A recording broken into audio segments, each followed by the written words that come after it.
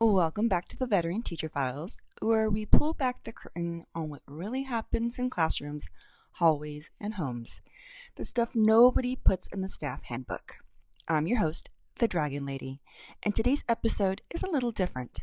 It's not a lesson plan, it's not classroom management hack, it's something heavier. And I mean that literally. So, I want to paint a picture of two windows. The first one is mine when I was a kid. Every summer, my two cousins would come and stay with us for about a week or two.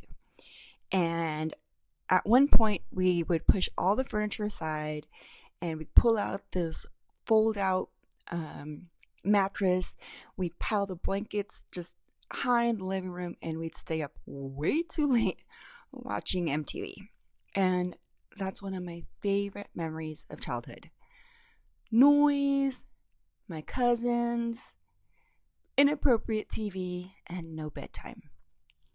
The second window belongs to the family who lived across the street from me growing up. In that household, there were 4 kids, and both parents worked. And every now and then, I would catch one of those kids peeking out from behind the curtain, just watching us, watching the street, just watching the summer happen to other people. I didn't have words for it then.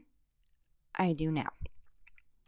So, last Sunday at church, our leaders opened up the floor for prayer requests, and a few of us shared what was on our hearts.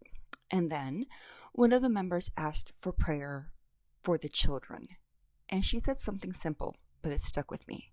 She said, "Something just feels heavy. There's this sadness, this heaviness to the kids." I don't exactly know what she meant, but it sent me back through the years of teaching. 5 cities, more classrooms and schools than I'd like to count, and it didn't take long for me to realize I know that heaviness. I've seen it. I've sat across from it. So today, we're talking about the kids who don't love summer, because not all of them do. And the reasons why might surprise you. So here's the thing people assume: that loneliness, neglect, and kids being left to fend for themselves, that's a low-income problem. I've worked in 5 different cities, in districts on every end of the income spectrum. And I'm here to tell you that assumption is wrong. One of the highest income, highest achieving districts I ever worked in was also a commuter community. Parents left early, came home late, chasing long hours and long drives. And a lot of my 6th graders spent their summers completely alone. I think of one student in particular. I can still see his face. And near the end of the school year, he started to get in some trouble for something. And that's a whole nother episode. But his dad's punishment was taking away his Xbox right as summer was about to start. And the kid did something serious, so the dad decided he was going to take away the Xbox for a month. And this 6th grader, this kid in an almost adult-sized body, broke down in tears in front of me. I knew he was upset, but I figured it was just because of the sting of the punishment. I thought he was just being, a spoiled brat. Like, get over it. But then he came back the following week, and he was still really mad at me. And I got that. But then he started to kind of open up, and he told me why it went so much deeper than just losing a game. The Xbox was his connection to his friends over the summer. He wasn't allowed to leave the house, and he didn't have a cell phone. So that headset, that screen, were basically his entire social world for 2.5 months. Take it away, and you're not just taking a game. You're cutting the one line he had to the outside world. I'm not here to say that dad was wrong to discipline him. Consequences matter. I'm all for it. but I do think about the gap between what the punishment is meant to do and what it actually costs that kid emotionally. And I wonder how many other students in that same community were sitting in that same silence, just without anyone around to hear them say it out loud. After that district, I moved to one that was about as different as you could get. A downtown suburban city, low achieving, under resourced, just scraping the bottom by almost every measure. The contrast was sharp. This is not a quiet cul-de-sac kind of neighborhood. A lot of these kids live in apartment complexes, packed close together, just blocks away from boarded up storefronts and corner stores instead of grocery stores. Some families are doubled up, 2 to 3 generations, or 2 whole families under one roof just to make the rent. Unemployment was high, and a lot of parents weren't commuting anywhere. Not because they had the luxury of being home, but because they were choosing to stay home. So, in the high-income community, the issue was parents were gone, chasing jobs, chasing income, chasing a version of stability that pulled them out of the house.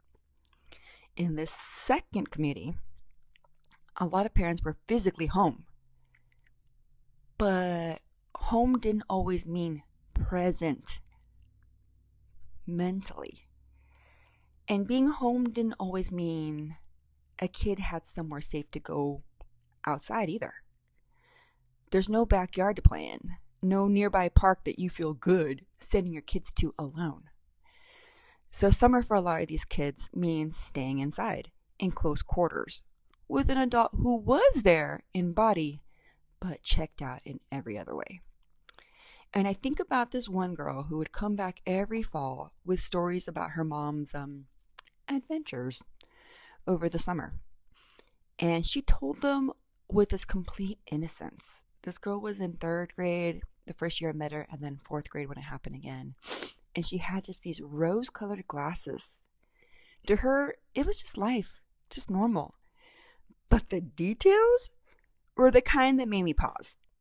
The kind that made me wonder what she wasn't old enough yet to understand about what she was describing. I was in shock. Here's what I want to name clearly. This isn't really an income story. It's a presence story. Whether a parent is gone because of a 60-hour-a-week job or absent in some other way while standing in the same room, the outcome for the kid can look strikingly similar. A summer spent navigating something alone that no kid should have to navigate alone. So when that member at church asked for prayer for the kids and said something just feels heavy, I don't know if this is what she meant. But living in the city I live in, working with the population I work with, I know exactly what that heaviness can look like. I've seen it across 5 cities, on both ends of the income spectrum, in kids who you'd never guess were carrying it. So yeah, I'm praying for those kids too. But I don't want to leave it there, because prayer is a start, not a finish line. So here's what I'm asking you to do, whether you're a teacher, a parent, a neighbor, or just someone with a front porch and a little bit of time. Pay attention to the quiet ones, not just the kids who are struggling loudly, the ones who go quiet about summer, the ones who don't light up when you mention the last day of school. Ask a different question. Instead of, are you excited for summer? Try, what does your summer usually look like? Let them tell you in their own words what their days actually hold. Be the open door. You don't have to fix anyone's whole situation. Sometimes being the porch a kid can sit on, the neighbor who notices, the adult who actually listens when something slips out sideways, that's enough to change a kid's summer. And if you're a teacher listening to this, before that last summer school bell rings, take 1 extra minute with the quiet ones.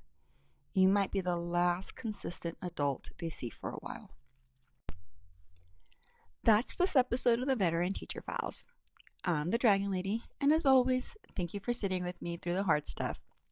If this episode moved something inside you, I'd love to hear it. Please drop it in the comments. And as always, please subscribe, follow, and share with someone who needs to hear it. And maybe, like me, say a prayer for the kids who are quietly counting down the days until school starts back up. Until next time.